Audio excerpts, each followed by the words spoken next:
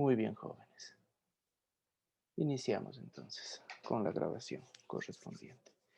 En efecto, nosotros nos vamos a dar cuenta en esta clase que vamos a tratar sobre los ejes y los requisitos de validez del acto administrativo. Entonces, hablemos de los ejes. Cuando me refiero a los ejes, estoy refiriéndome a un criterio integral. Un criterio integral que reconoce diversos ejes sobre los cuales el acto administrativo va a tener que versar, ¿sí? Un criterio integral, entonces, que reconoce varios ejes del acto administrativo. Entonces, este criterio lo que hace es incorporar 4 ejes fundamentales sobre los cuales todo acto administrativo va a tener que ver. Y que en efecto no son aislados para nada. Los 4 muchas veces van a tener muchos elementos complementarios unos con otros. Su análisis, por lo tanto, no es aislado. Su análisis es integrado. Por lo tanto, cuando nosotros decimos el criterio integral, nos estamos refiriendo que esos 4 ejes van a ser los siguientes, entonces. Todo acto administrativo necesariamente en algún momento va a tener que ver con la gestión, ¿sí? La gestión de una estructura administrativa. Existen actos administrativos que necesariamente gestionan la estructura administrativa. Actos administrativos que en algunos supuestos no necesariamente van a estar destinados a interactuar con el administrado. Se mantienen internamente dentro de la institución para organizarla. Entonces, en este sentido, acuérdense, no necesariamente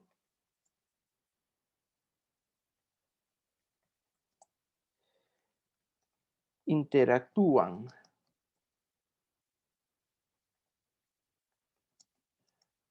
con el administrado. Se quedan adentro, voy a poner. Se quedan dentro del órgano. Precisamente porque a partir de los mismos es posible constatar de que su eje es precisamente la organización. Su eje es la gestión. Entonces, aquí sí que podemos identificar como ejemplo, ¿sí? Un nombramiento de un funcionario, ¿no? Una sanción administrativa hacia un funcionario, sanción disciplinaria, etcétera. O la creación de un cargo, como, como cuando el Consejo de la Judicatura crea una judicatura, es decir, eso, ¿no? Entonces, en esa medida, noten ustedes que eh, el acto administrativo como tal no necesariamente, ojo, no necesariamente va a generar una interacción con el administrado, ¿sí? No necesariamente. Entonces, acordarse, un eje gestiona la estructura administrativa. Otro eje, encontramos a aquellos actos administrativos que tienen un fin concreto, además interesante, porque van a estar llamados a precautelar el bien común.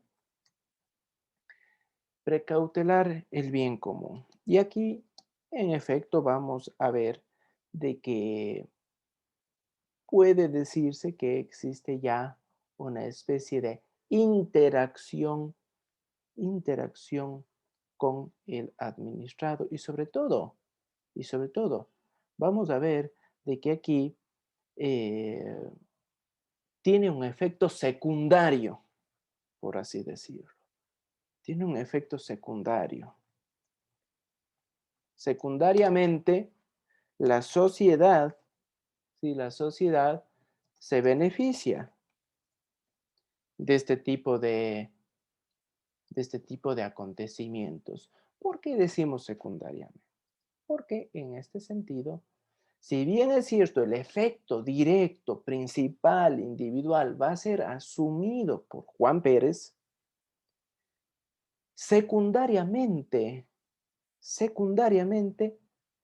ese acto administrativo también va a favorecer el bien común, va a favorecer un derecho ciudadano. Ejemplo,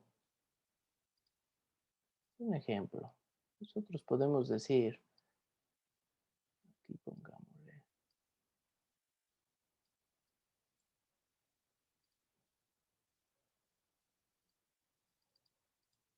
ejemplo, podemos poner un acto administrativo que se llama clausura de establecimiento por infringir permisos.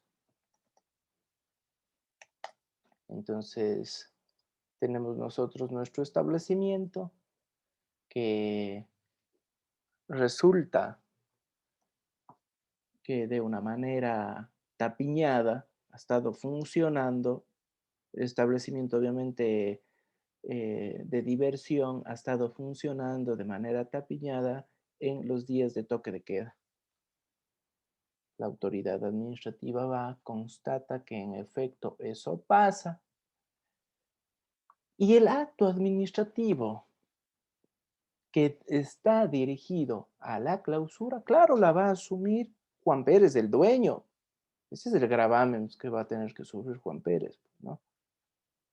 Pero indirectamente, secundariamente, es la sociedad la que va a beneficiarse, porque ese acto administrativo está destinado a eso también, a precautelar el bienestar común, porque si es que yo clausuro ese bien, en esta época, eventualmente yo estoy contribuyendo, yo como autoridad administrativa, a que en el evento no existan mayores contagios, pues, ¿no? Por aglomeraciones. Entonces, indirectamente, secundariamente, la sociedad se beneficia. Otro ejemplo, pongamos aquí, otro ejemplo. Supermercado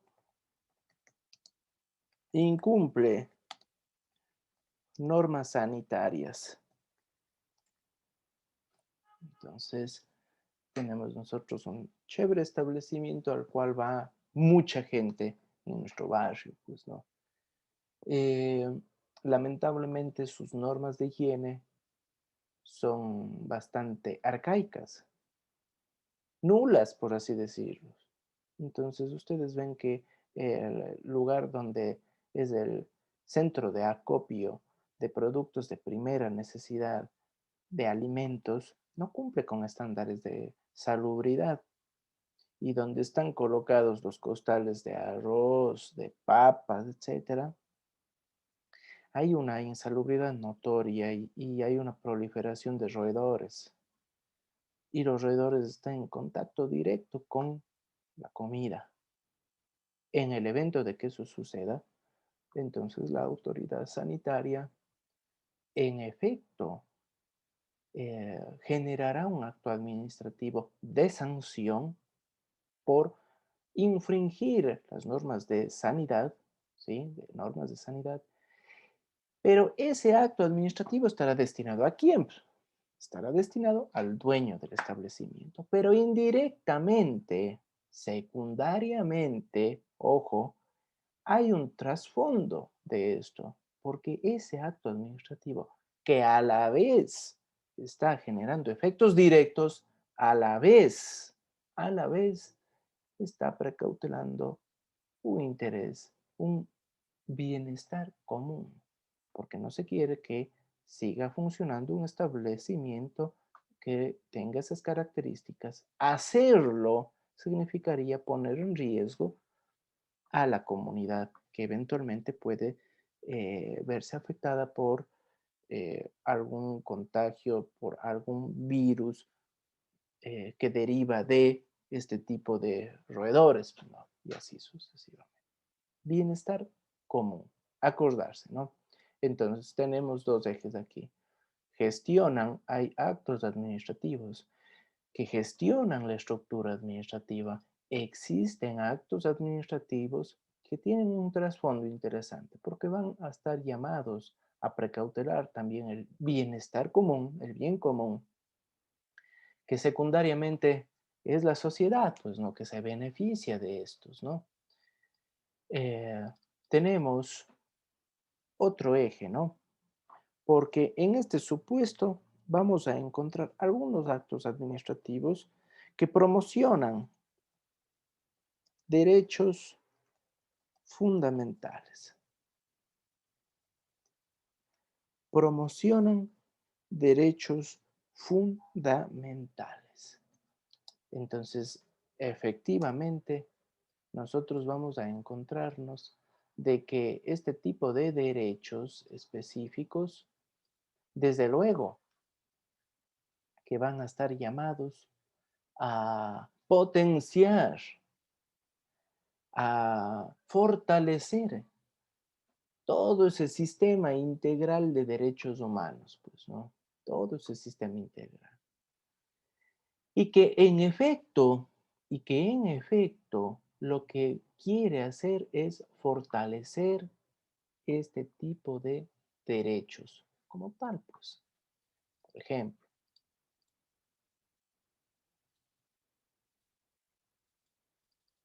por ejemplo, cuando nosotros tenemos una deficiente atención médica, e iniciamos un proceso de reclamación. Y el proceso de reclamación por una deficiente atención médica eh, tiene asidero. Y se puede constatar, ojo, de que la atención médica fue deficiente. La administración pública va a hacer una especie de mea culpa, va a constatar de que ha habido una mala atención por una mala organización, por ejemplo, y eventualmente eso menoscabó, puso en riesgo un derecho fundamental, un derecho a la salud, ¿sí? Un derecho a la salud. Entonces, ¿qué se está promocionando? ¿Qué se intenta fortalecer aquí? Un derecho fundamental, salud, ¿sí? Entonces, aquellos que estén destinados a fortalecer derechos humanos, salud, como la salud, como la educación, ¿sí? Como trabajo, entre otros, ¿no? Eh, Noten ustedes que en este supuesto incluimos, incluimos al ambiente, ¿no? Incluimos al ambiente. Por ejemplo, cuando nosotros estamos este rato en una sesión virtual, todo bien, todo lindo, y de buenas a primeras somos interrumpidos a diario, segundo a segundo, de manera incesante por el carrito ese de gas, si ustedes ese huevito que llama a comprar el gas. Entonces hay ciertos lugares de la ciudad en donde la incesante interrupción es notoria, pues, y eso ya ha llegado a molestar a algunos ciudadanos. ha llegado a molestar de tal manera de que para ellos existe ya una contaminación auditiva y esa contaminación auditiva eventualmente está relacionada directamente con el ambiente. Ahora bien, ¿qué hacer en este supuesto? Pues en este supuesto va a haber acto administrativo eventualmente que ponga en regla, ponga en regla este tipo de acontecimientos, pues, ¿no? Entonces, ¿qué hace este acto administrativo como tal? ¿Qué hace la autoridad administrativa si es que constata de que eh, tal o cual vehículo de venta de gas está utilizando un volumen extremadamente alto? Bueno, pues tendrá que aplicar una sanción.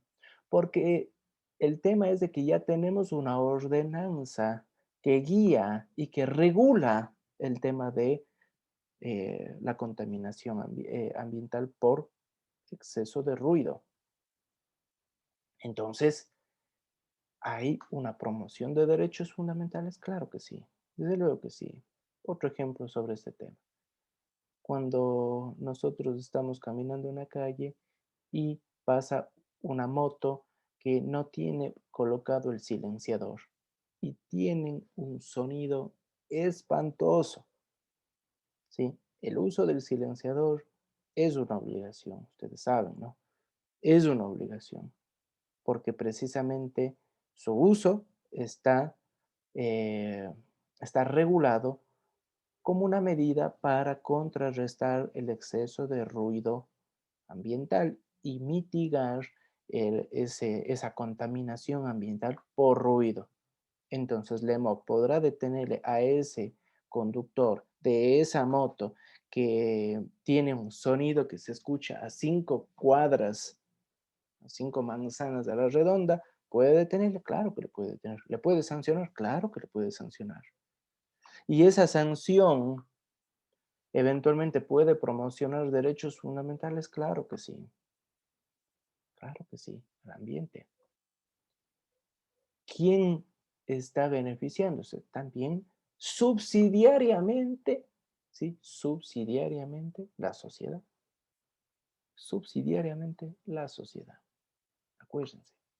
Pero así como se beneficia subsidiariamente la sociedad, existen algunos en donde ya directamente ese administrado que está directamente vinculado con una relación conflictiva, como les puse el ejemplo de la salud, o en materia de educación, ¿sí?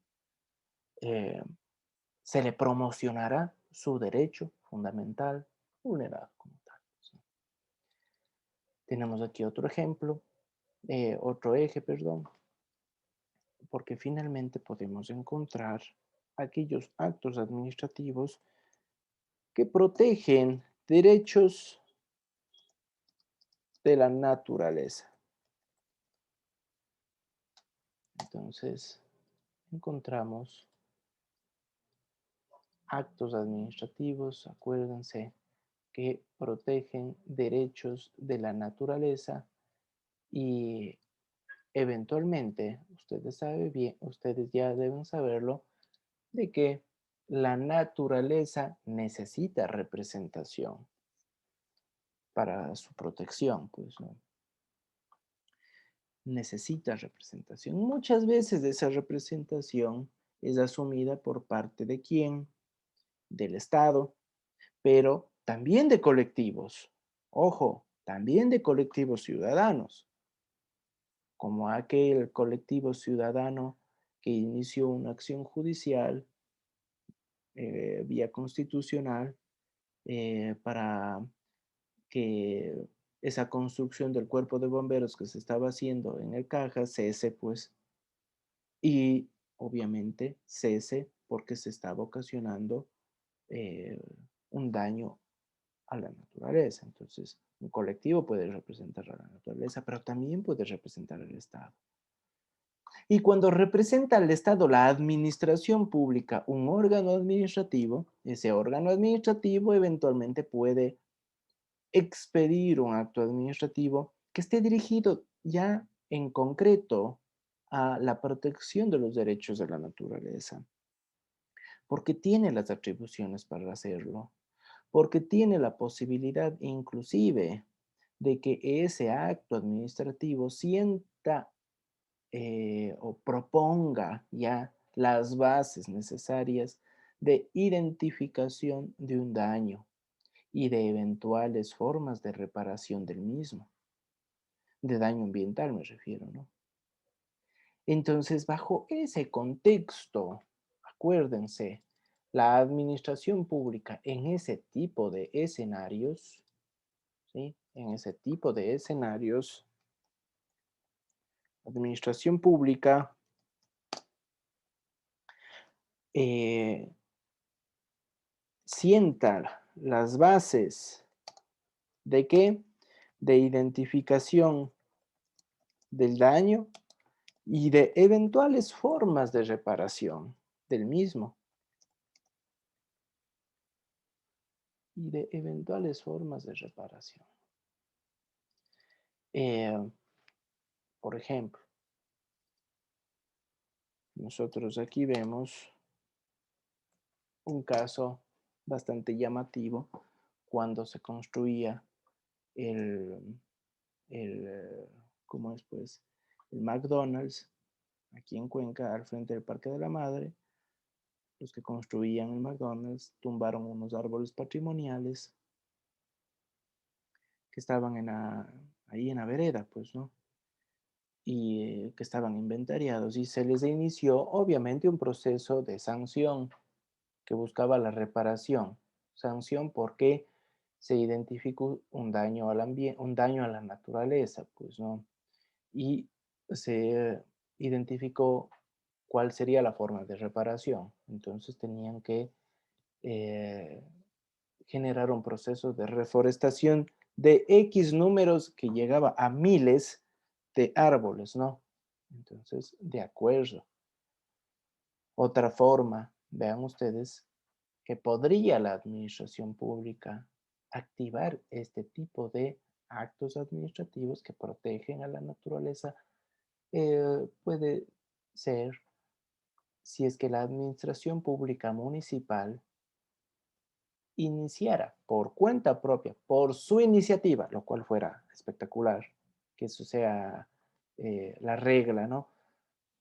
Para evitar ese tipo de acontecimientos, pero pongámonos en ese escenario, que sea la propia autoridad administrativa municipal la que inicie un proceso administrativo de sanción, primero de identificación y luego de sanción de aquellos individuos que contaminan el río, contaminan los ríos. Y ustedes saben las últimas semanas cómo se ha contaminado algunos ríos de la ciudad, que ha cambiado el color de sus aguas, pues no. Por allá, por el Tomebamba. Muchos le increpan que se trata de una empresa de cerámicos y así, pero dense cuenta, ¿qué pasaría si es que de una manera directa la administración municipal identifica, luego identifica al que ocasiona eso, identifica el daño y luego pide su reparación con un acto administrativo? Entonces, vean ustedes, voy a poner contaminación de aguas, ¿no? O talado de árboles.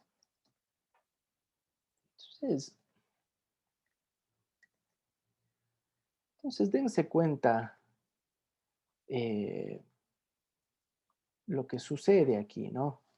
Los árboles como tal, voy a poner aquí un gráfico. Eh, los árboles propiamente dichos tienen una forma muy peculiar de protección, ¿no? No ha habido árbol.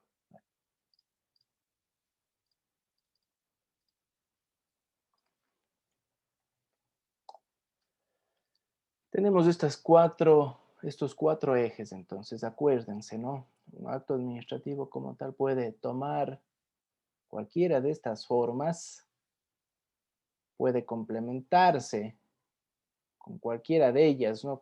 Cualquiera de estos ejes, propiamente dicho. Entonces, si es que eso es así, los efectos jurídicos que se van a generar, los efectos jurídicos que vamos a encontrar van a alterar la situación jurídica del administrado. Y ustedes saben bien, cuando se hablaba de, en título, en introducción del derecho civil, que las situaciones jurídicas lo que puede derivar es en una alteración eh, en materia de derechos, ¿sí? En materia de derechos.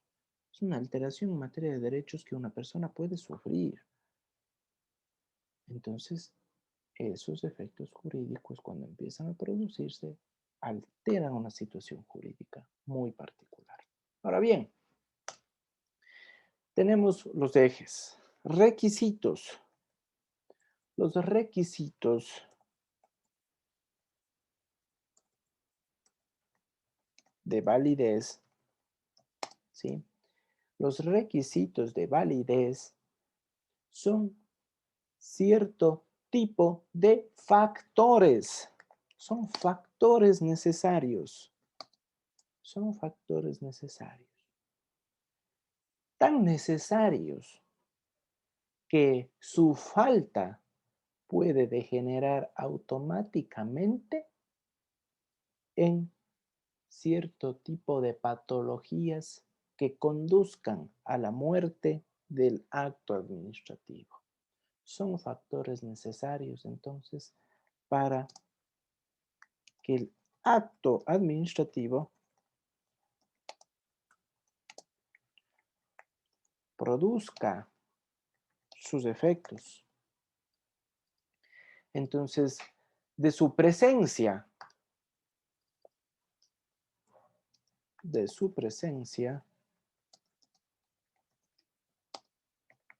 podemos constatar su vida o muerte. Su muerte eventualmente va a extinguir necesariamente al acto administrativo. Entonces, en efecto, jóvenes, nosotros para el mismo tenemos que eh, tomar en cuenta, vamos a tomar en cuenta aquí el artículo 99 del COA. Artículo 99 del COA, pues, ¿no? Entonces, en este artículo 99 del COA, nosotros vamos a encontrar a 5 requisitos de validez. Tenemos a la competencia, tenemos al objeto, tenemos a la voluntad, tenemos el procedimiento y tenemos la motivación. Y tenemos la motivación. Sin embargo, en la doctrina se suma unos elementos adicionales, pues, ¿no? Elementos adicionales. Entonces, nosotros nos vamos a ir fijando cuando hablemos de aquí adelante, doctrina, pongamos. Suma a otros, ¿no?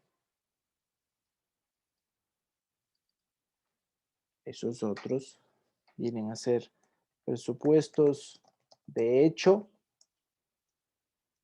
presupuestos de hecho, que son fundamentales, ¿sí? Presupuestos de hecho.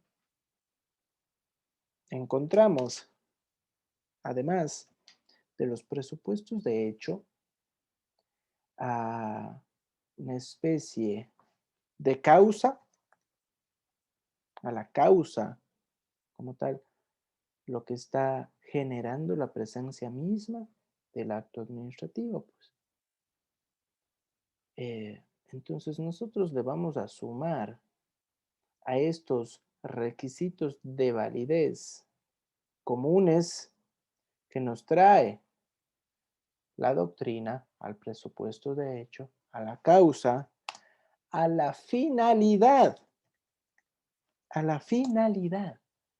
del acto administrativo. Todo acto administrativo debe tener una finalidad concreta, pues, y que no está detallado en el COA, pero eso no quiere decir que omitamos este requisito de validez, pues no.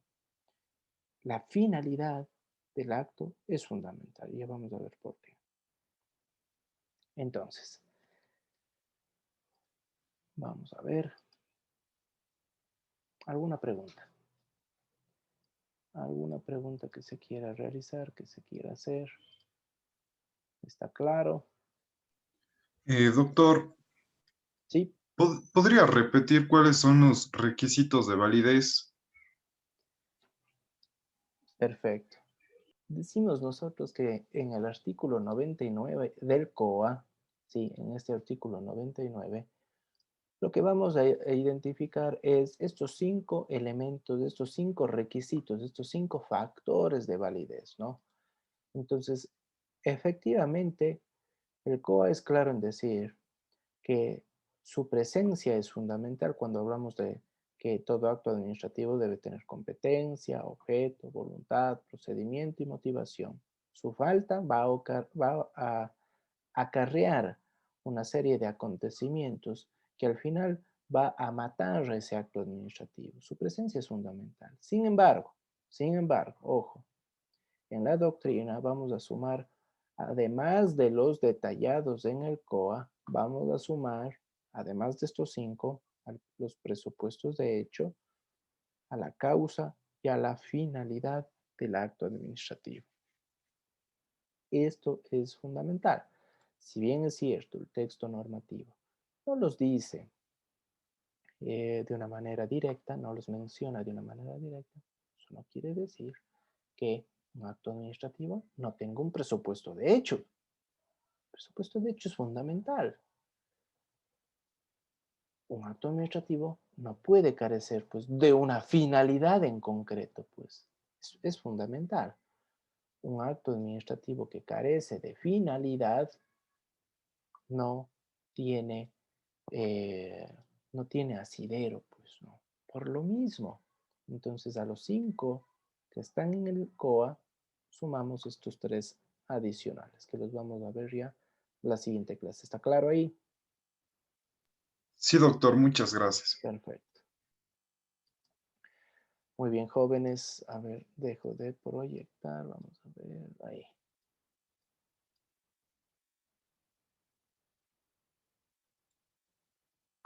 Creo que está claro el cuadro. Muy bien.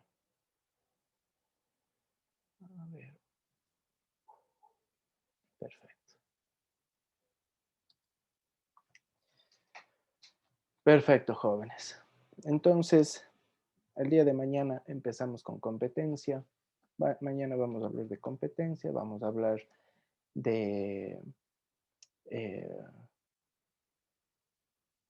procedimiento, vamos a hablar un poco ya de motivación, ¿sí? De presupuestos de hecho también, ¿no? Entonces, estamos entrando, ojo, en materia de las lecturas. Y ahí es cierto, me olvidaba de decirles una cosa, ¿no? En la lectura que yo les coloqué de Roberto Dromi, que hace referencia a hecho administrativo, en ese archivo, hecho administrativo, ¿sí? En ese PDF, hecho administrativo, ustedes van a identificar ahí la lectura hecho administrativo, pero a continuación tienen otras lecturas complementarias. Y hay una en particular que quisiera que le echen una mirada, ¿sí? Y